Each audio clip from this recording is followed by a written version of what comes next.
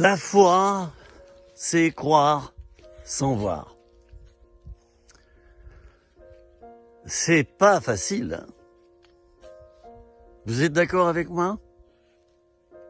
C'est pas facile. La foi, c'est croire sans voir. Alors évidemment, si ça devait durer seulement 1 minute, et au bout d'1 minute, ce qu'on ne voit pas apparaît, et on le voit, on n'a pas grand mérite, hein. C'est quand même assez facile. Mais quand ça dure longtemps, 1 an, 2 ans, 5 ans, 10 ans, vous imaginez Joseph dans l'Ancien Testament, hein, à 17 ans, il reçoit des songes, comme quoi ses frères et son père se prosterneront devant lui un jour. Et Joseph, d'ailleurs, devant ses songes, hein, eh bien, le lendemain matin, il va tout dire à ses frères et à son père. Chers amis, j'aimerais vous dire que là, Joseph a fait une petite erreur. C'est pas un péché vraiment, mais il a fait une petite erreur. C'est que il a, comme on dit, jeté des perles au pourceau. Attention, c'est une expression, hein. Attention à l'interprétation de ce que je viens de dire, c'est une expression. C'est Jésus qui a dit ça, hein. C'est une parole de Jésus, ça.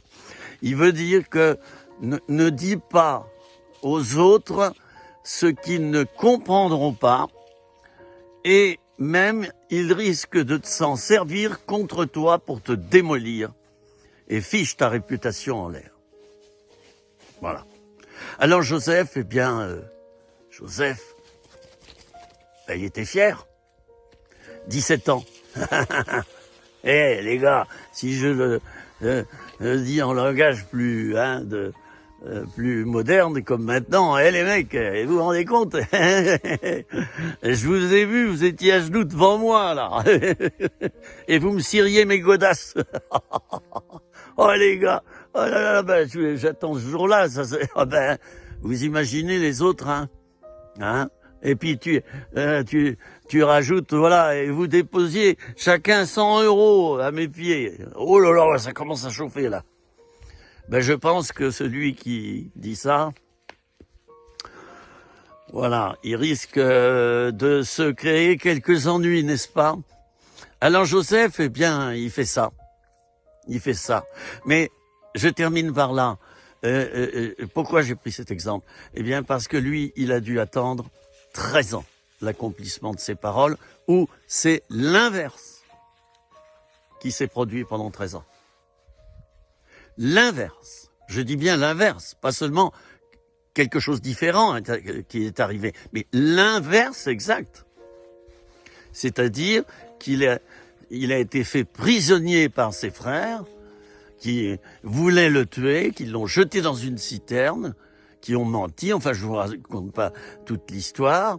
Et puis, ensuite, les frangins, ils se sont dit, allez, on le vend à une caravane d'Ismaélites qui passe par là. Alors, il a été vendu 2 fois comme esclave. Il est devenu intendant de Potiphar. Et voilà que la femme de Potiphar, qui aimait bien le beau Joseph, oui, il était beau de corps et de figure. Elle était sensible à cette femme. Alors, eh bien, elle couche avec moi.